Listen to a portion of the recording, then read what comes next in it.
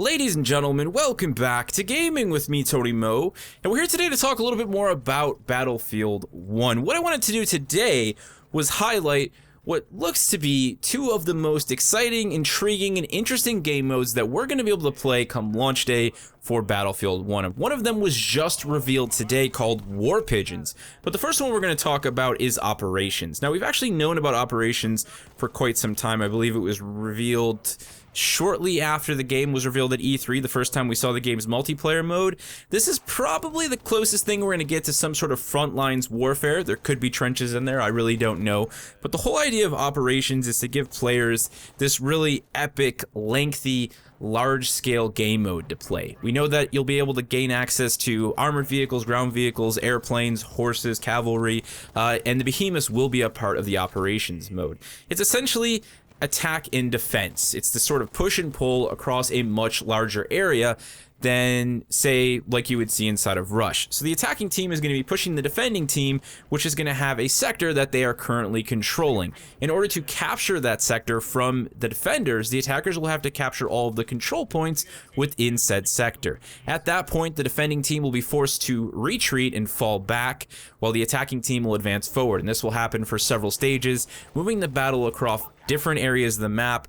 This, of course, is going to provide, hopefully, a really big sense of variety and diversity within each of these different sectors, meaning that you really do feel like you're part of this progressing war, like you're part of this big push at, the Battle of the Somme or the Battle of Verdun or whatever you might have it, advancing and pushing on the defending team, forcing them to fall back until you finally defeat them and claim your prize, whatever that may have been. It sounds pretty freaking cool. I'm really interested to see just what sort of maps DICE has designed for this, and I really do hope we see a reasonable level of variety in these different sectors. The idea of going from, like trench warfare into a forest, into a more like city style environment for that final push would be incredibly awesome.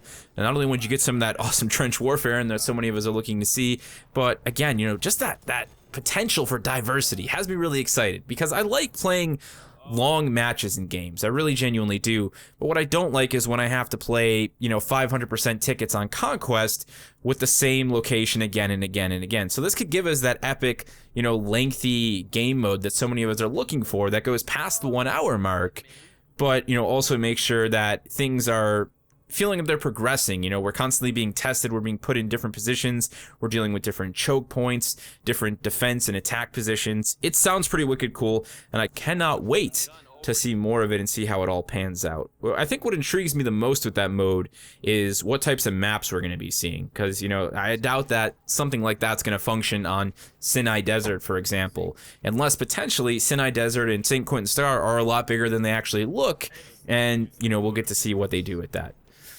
Moving on, let's talk about the Pigeons. That's right, I'm sure a lot of you guys came here for this discussion more than anything else. We don't actually know too much about this mode because there's not actually that much to say about it. It's a pretty straightforward game mode, but I do like the potential for it.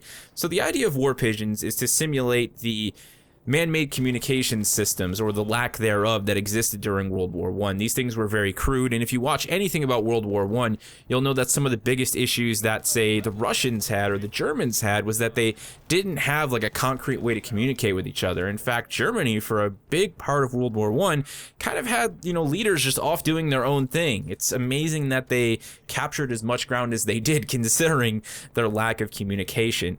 When they did communicate, they used things like scouts, snipers, or even dogs and pigeons, and this is where the pigeons come in. So the whole idea of War Pigeons is you have two opposing teams. When the match starts, a pigeon coup with a messenger pigeon is placed somewhere on the map. Locate the pigeon before the enemy, and then carry it to a safe location out in the open. Then you can prepare a message and send it off, calling in for artillery.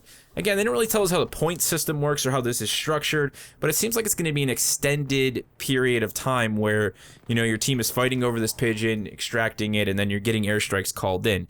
It's kind of like their own take on Capture the Flag. I really do like the idea of this. I'm a little bit unsure about the random nature of the pigeon being located on the map. I almost like the idea of it being a central location where teams have to fight over. When you start talking about random, then there's a chance for one team to just happen to get it. I don't know. We'll have to see how it plays out. I have my concerns about it, but more than anything, it sounds really wicked cool, and I'm intrigued, and I would love to see how this kind of functions. This is the stuff that I wanted to see from DICE. You know, when I talked about being disappointed with the way they were taking on World War I, it was really because I wanted to see them take risks, you know, more than anything. While this game mode is essentially a take on Capture the Flag, it's still out of the ordinary for Battlefield, and I'm really excited to see how it all pans out.